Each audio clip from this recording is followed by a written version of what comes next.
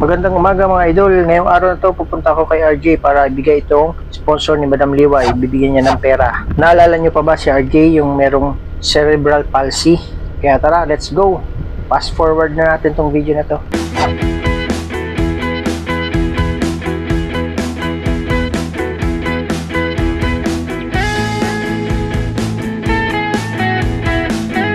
Meron pa sa akin nakilala dito. Shout out sa iyo, idol.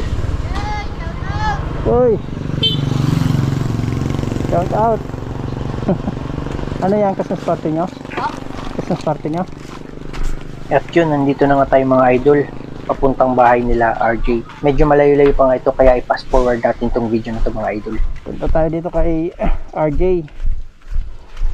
Bigay natin tong sponsor ni Madam Liway. Maraming salamat sa iyo, Madam Liway.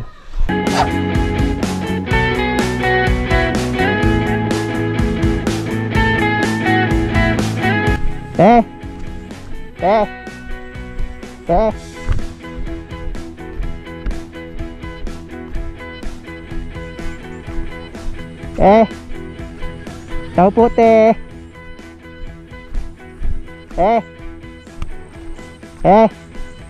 Si ate. Si ate para kay kay RJ. Ada.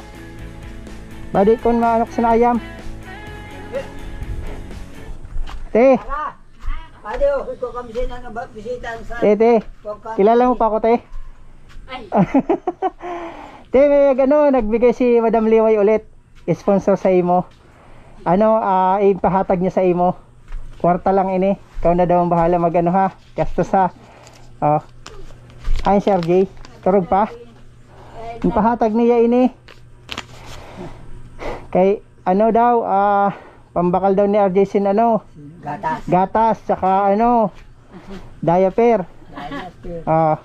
RJ pahatag ni Ate Liway. Kuha na. Salamat. Ayan po yung pahatag po ina. Salamat Liway. Hello RJ.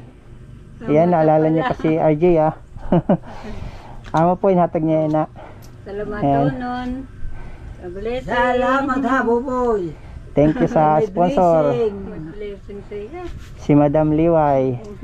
Salamat. Oo. Sige po ate. Oo. Thank you po. At ayun na nga, nabigay na natin ang sponsor ni Madam Liway kay RJ. Maraming salamat sa iyo, Madam Liway.